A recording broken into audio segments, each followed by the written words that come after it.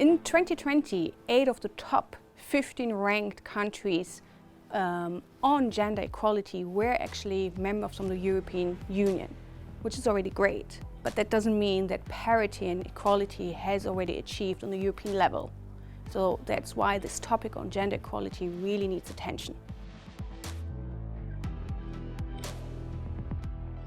Actually goes back to 1957 with the Treaty of Rome, where they really focus on gender equality and really empowering women. And now we see in the Horizon Europe program that there is really a focus on gender equality in different domains, and everybody is engaged and empowered to work on it.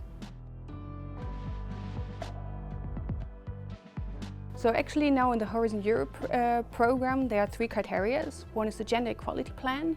The second one is the gender sex-related issues in the content level, on the research innovation level. And the third one is the gender composition of all partners in the consortium.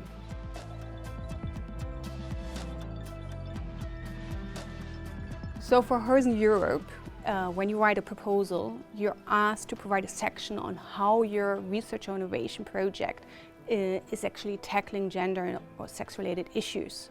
And it's even more important when it's a specific call that requires gender, sex-related attention. So we always recommend there to include some statistics so that you're showing that you're familiar with the topic. And on top of that, a plan on how are you going to analyze the gender or sex-related issues and how are you going to tackle it. Gender equality plans in Horizon Europe are the new mandatory thing for at least for public institutions right now. And gender equality plans are policy-based, data-driven plans which the institutions have to implement to ensure that they are actually working on gender equality.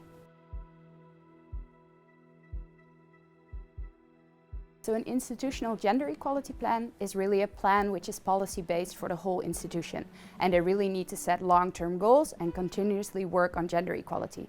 Whereas a gender equality plan within a project is really project-based. So it's more short-term and you really focus on that specific questions for that specific project.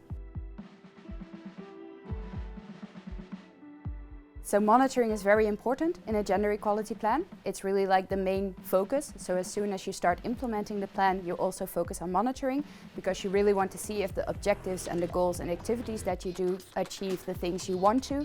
And by monitoring, you can check if that's the case, and if not, you can adjust it and try and achieve your objectives in that way.